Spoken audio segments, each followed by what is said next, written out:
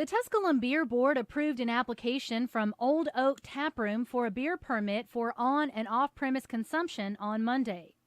Mayor Alan Corley addressed the part of the alcohol ordinance that says that establishments that sell alcohol cannot be within 300 feet of a school.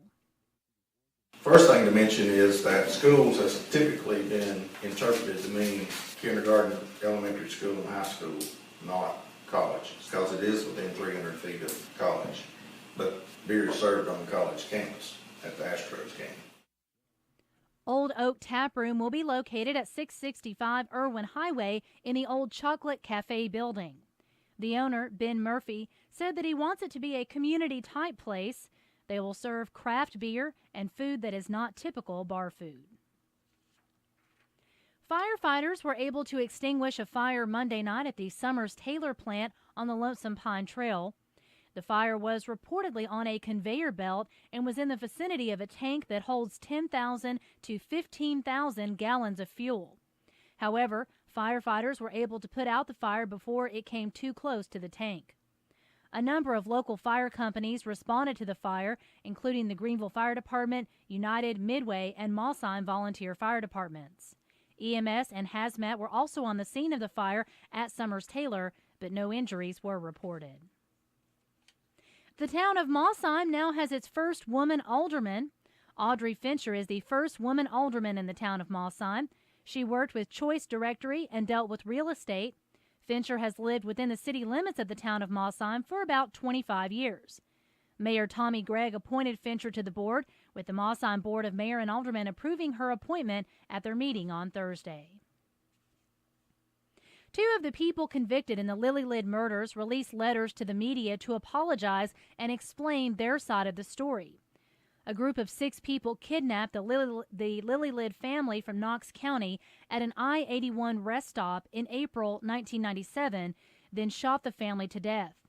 Only Peter Lilylid, the son, survived.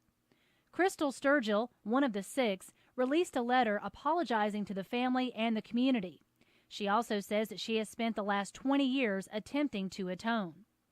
Karen Howe, also one of the 6, wrote a letter to explain her side of the story.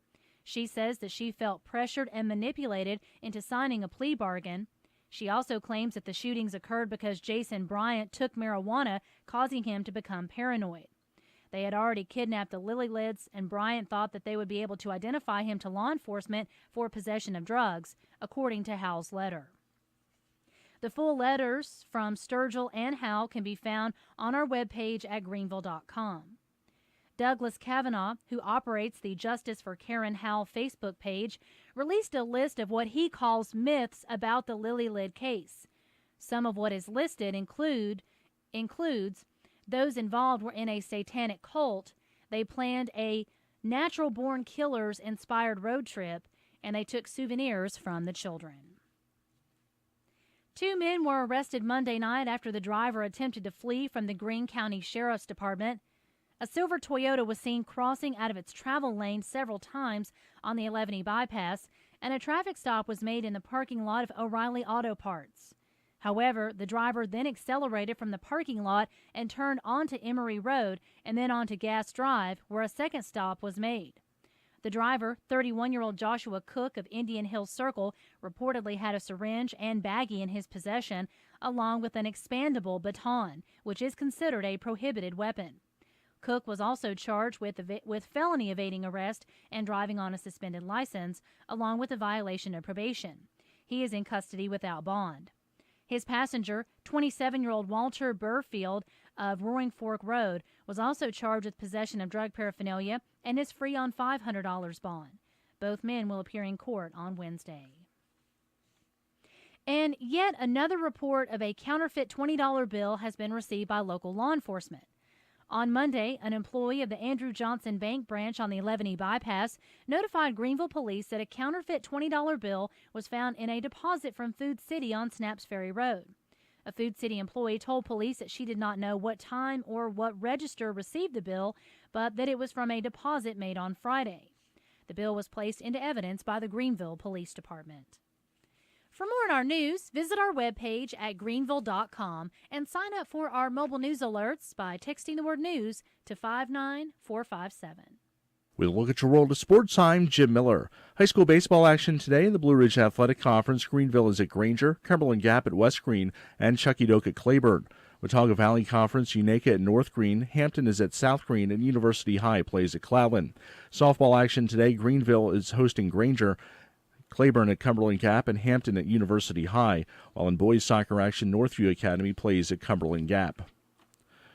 The women's Final Four is set after South Carolina and Connecticut punched their tickets to Dallas. South Carolina defeated Florida State 71-64 last night to win the Stockton Regional and advance to the Final Four for the second time in 3 years.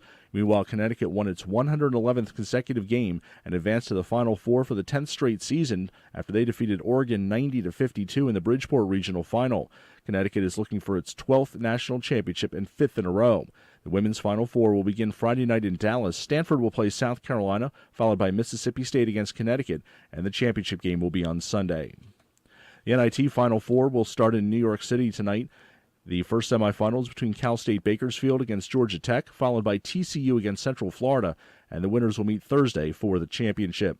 Men's Final Four will be played Saturday in Phoenix, as it will be Gonzaga taking on South Carolina in the first semifinal, followed by North Carolina against Oregon in the second semifinal, and the national championship game will be played next Monday night. The Tusculum College football team hosts its annual golf tournament Friday, April 21st at Link Hills. The cost is $50 per person or $200 for a foursome. The cost includes greens fees, cart, lunch, and complimentary beverages. Hole sponsorships are available for $100 per hole. Lunch will start at noon, followed by a shotgun start at 1 o'clock. First place will be an all-expense-paid trip to any Tusculum football road game during the 2017 season. For more information, contact head coach Jerry Odom at 636-7459.